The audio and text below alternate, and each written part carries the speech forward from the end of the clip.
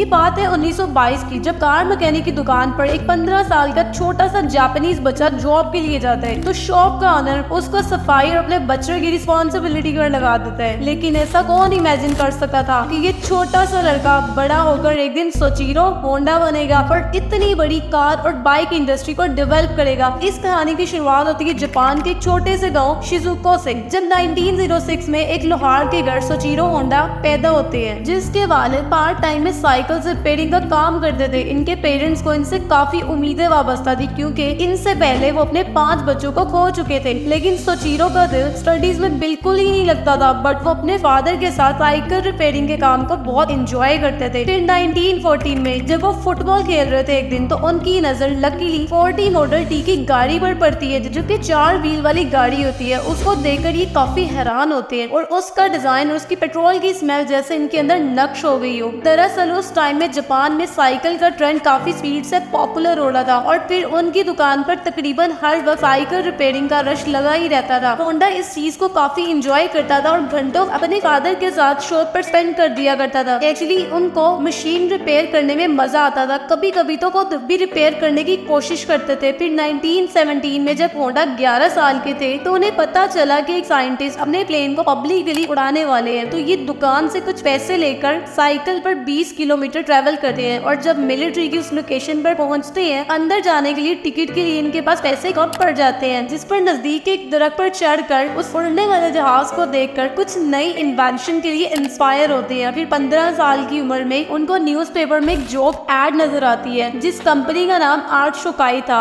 जिसमें auto mechanic की जरूरत थी। जब उन्होंने उसके लिए अप्लाई किया तो लकीली पॉजिटिव रिस्पॉन्स मिल गया, जिसके बाद वो पढ़ाई, गाँव और सब कुछ छोड़कर टोक्यो चले गए। जब वो वहाँ पर पहुंचे तो उनकी एज और गेटअप देखकर कार मैकेनिक शॉप के ओनर ने उनकी जॉब की बजाय साफ सुथराई और बच्चे की रिस्पॉन्सिबिलिटी पर लगा दिया, जिसको वो करना तो हरगिज नहीं चाहते थे और ना ही अपने गाँव वापस जाना चाहते थे। जिसके बाद होंडा ने वो काम करने का डिसीजन लिया और साथ साथ मैकेनिक को कार रिपेयरिंग का काम सिखाने के लिए इन्वेस्ट करते रहे। इसी दौरान टोक्यो में अर्थक्वेक आ गया, जिसकी वजह से मैकेनिक को अपने घर की मुरम्मत और देखभाल के लिए वहाँ से जाना पड़ा। कंपनी में वर्कर्स की कमी हो गई थी, जिसका बेनिफिट होंडा को ये हुआ कि मैकेनिक का काम उनको करने का चांस मिल जाता था। एक तो उनको शौक था, दूसरा ये कि वो चीजों को जल्दी से पकड़ लिया करते थे। उस टाइम में जापान में कार्स को इंपोर्ट किया जाता था और उनकी रिपेयरिंग आर्ट शोकाई कंपनी ही किया करती थी। और फिर यूं होंडा को अलग कार्स और बाइक रिपेयर करने के लिए उनके फंक्शंस को अंडरस्टैंड करने का मौका मिल गया। योजो यानी कि कंपनी के ओनर उस टाइम के दौरान इनके टैलेंट को समझ गए थे, जिस पर होंडा को अपनी अलग ब्रांच, जिसमें वो रेसिंग कार्स बनाया करते थे, वहां पर भेज दिया और साथ साथ उनको बिजनेस टेक्निक्स भी बताने लगे। 1923 में योजो ने होंडा के साथ मिलकर रेसिंग कार्स को डिजाइन करना शुरू किया और यूज्ड इंजन को यूज करके 4 पहियों वाली आर्ट डैमलर और फिर कर्टिस को तैयार किया। देन इस कार को जापानीज मोटर कार चैंपियनशिप 1924 में सबको सरप्राइज करते हुए फर्स्ट पोजीशन भी हासिल की। इस टाइम कार रेसिंग के दौरान होंडा ड्राइवर के साथ एज एन इंजीनियर मौजूद थे। कई सालों तक होंडा इस कंपनी के साथ काम करते रहे। फिर जब वो 20 साल के हुए तो मिलिट्री की सर्विस के लिए बुलाया गया, लेकिन इत्तेफाक से कलर ब्लाइंडनेस था इनको, जिसकी वजह से इनकी जान छूट गई वहाँ से। और फिर आर्ट शोकाई की काफी ब्रांचेस ओपन की गई, जिसमें से एक की रिस्पॉन्सिबिलिटी होंडा की हैंड ओवर कर दी गई और ये इनको गाँव के काफी नजदीक थी। शुरू में तो ये अकेले ही काम करते थे, आस पास के एरियाज में काफी अच्छी इमेज क्रिएट कर ली थी। फिर ग्रेजुअली काम बढ़ता गया और उन्होंने 30 मैकेनिक्स की टीम को हायर किया और 6 साल के अंदर अंदर ही होंडा बेबी सिटिंग से फुल मैकेनिक शॉप को डील करने लगे। अब वो अपने कदम को आगे बढ़ाना चाहते थे, जिस पर उन्होंने 120 किलोमीटर की स्पीड पर चलने वाली हमामात्सु कार भी डिजाइन की, जिसका रिकॉर्ड आने वाले 20 साल तक कोई ना तोड़ सका। फिर 1936 में एक कार रेसिंग के दौरान वो काफी इंजर्ड हो गए, जिसकी वजह से इन्हें कार रेसिंग को हमेशा के लिए छोड़ना पड़ा। असल में ये होंडा का एक्सीडेंट एक वेकअप कॉल थी, क्योंकि एक मैकेनिक की दुकान पर जॉब करना इनकी किस्मत में था ही नहीं, बल्कि कुदरत ने इनके लिए कुछ बड़ा सोच रखा था। इस एक्सीडेंट के बाद होंडा इस कंपनी के ओनर से मिले और वो अपनी इस ब्रांच हमामात्सु में सर्विसेज के अलावा प्रोडक्शन शुरू करना चाहते थे। एक सेपरेट कंपनी बनाकर वो पिस्टन की प्रोडक्शन करना चाहते थे, लेकिन इस कंपनी के स्टेक होल्डर ने इस प्रपोजल को फौरन रिजेक्ट कर दिया, क्योंकि ये बिजनेस उनका बहुत अच्छा चल रहा था और वो इसी वजह से रिस्क लेने से कतरा रहे थे। लेकिन होंडा अपने विजन के लिए काफी एक्साइटेड थे और फिर उन्होंने अपने फ्रेंड के साथ मिलकर टोकाज़की हेवी इंडस्ट्री नामी प्रोडक्शन कंपनी स्टार्ट कर दी। वो दिन में आर्ट शिकाई में काम करते थे और रात में अपनी कंपनी में पिस्टन बनाने की कोशिश करते थे और इसके लिए मेटल्स और अलॉयज को अंडरस्टैंड करने करने के लिए इवनिंग में उन्होंने मेटलर्जी की क्लासेस लेना शुरू कर दी। 1939 के बाद 2 साल बगैर थके इन्होंने काम किया और एक ऐसी पिस्टन तैयार की जिसमें कुछ कमियां थी। इनको टोयोटा की तरफ से बल्क ऑर्डर तो मिल गया, लेकिन उनके हाई स्टैंडर्ड्स को ये फुलफिल ना कर सके। अब उन्होंने जापान की मैन्युफैक्चरिंग इंडस्ट्री में काम किया और अपनी स्किल्स को इम्प्रूव करने में लगे रहे। अब जब उन्होंने पिस्टन तैयार की वो कमाल थी, इस पर होंडा को टोयोटा के अलावा पूरी कंट्री से ऑर्डर्स मिलना शुरू हो गए, जिसमें होंडा ने 2000 लोगों को अपने साथ काम में लगाया। अभी बिजनेस टेक ऑफ किया ही था कि सेकेंड वर्ल्ड वॉर शुरू हो गया, जिसमें होंडा के काफी एम्प्लॉयज को मिलिट्री में बुला लिया गया। हालात बिगड़ते गए, जिस पर 1944 में हेमामात्सु अमेरिका के टारगेट पर आ गया और एक B-29 के एक हमले में उनकी फैक्ट्री पूरी तरह से जल गई थी और कुछ दिन बाद ही होने वाले हमले में उनकी दूसरी फैक्ट्री भी जल गई। अब कुछ भी ना बचा था, ना फैक्ट्री ना पैसा, लेकिन होंडा ने फिर भी हिम्मत ना हारी और कंपनी के बचे हुए सामान को 4.5 लाख yuan में बेच दिया। और फिर 1946 में अपने इन पैसों से दूसरी industry Honda technical research start की और इस टाइम लड़ाई की वजह से लोग भूख और प्यास की जंग लड़ रहे थे। इसके अलावा लोगों के पास पैसा बिल्कुल नहीं था, जिस वजह से जापानीज लोग साइकिल्स पर ट्रैवल करने पर मजबूर थे। उनको कुछ चीप ऑटोमोटिव्स की जरूरत थी, जिस पर होंडा के दिमाग में एक आइडिया आता है और इस पर होंडा मिलिट्री के कुछ इंजन को साइकिल के साथ जोड़ दिया और लोगों को ये आइडिया इतना अच्छा लगा कि इसकी डिमांड बढ़ने लगी। इसी दौरान होंडा अपने 2 स्ट्रोक इंजन लॉन्च करना चाहते थे, लेकिन इसकी मैस प्रोडक्शन के लिए इनको पैसों की जरूरत थी। लेकिन हर बार की तरह होंडा ऑलवेज हैव समथिंग, जिस पर उन्होंने बाइक्स के ओनर्स को एक लेटर लिखा जिस पर उन्होंने काफी इंटरेस्ट शो किया और इसी तरह से पैसों की कमी भी दूर होगी। 1949 में होंडा टेक्निकल रिसर्च का नाम बदलकर होंडा मोटर्स रख दिया गया। उसी वक्त टोक्यो फुजीसावा ने होंडा मोटर्स को एज अ प्रमोटर ज्वाइन किया था, जिन्होंने कंपनी को काफी बेनिफिट दिया। होंडा की डी टाइप लॉन्च की गई, जो कि काफी हैवी और बड़ी थी। इसके कुछ टाइम बाद लाइट वेट और fuel production Honda super cup को लॉन्च किया जाता है, जिसका रिजल्ट धमाकेदार मिलता है। जब होंडा ने अदर कंपनीज की तरफ नजर दौड़ाई तो उन्होंने नोटिस किया कि यूएसए में बाइकर्स की इमेज कुछ खास अच्छी नहीं है, उन्हें सिर्फ एंजॉयमेंट की नजर से ही देखा जाता है। जिस पर होंडा ने एड स्लोगन रन किया, you meet the nicest people on Honda, और इस एड स्लोगन का रिजल्ट उन्हें काफी शानदार मिला, जिसके बाद फैमिलीज यंगर्स 1964 में होंडा को यूज करने लगे और इस टाइम के दौरान अमेरिका की सड़कों पर नजर आने वाली हर दूसरी बाइक होंडा की होती थी और यूं होंडा दुनिया की सबसे नंबर 1 मोटर इंडस्ट्री बन गई थी। और फिर अभी भी उनका सबसे बड़ा ख्वाब पूरा होना बाकी था, जो होंडा ने 8 साल की उम्र में देखा था, जो कि एक अफोर्डेबल कार बनाना था। लेकिन लोगों ने इन्हें डिस्ट्रैक्ट होने से बचाने के लिए एडवाइस की, क्योंकि मार्केट में ऑलरेडी टोयोटा और निसान जैसी कंपनीज थी, तो लोगों ने इन्हें ये काम ना करने का मशवरा दिया। लेकिन होंडा तो ऑलवेज रिस्क टेकर थी ही, तो उन्होंने फिर 1983 में T360 मिनी ट्रक के नाम से अपनी पहली कार को लॉन्च किया, जिसने मार्केट में आते ही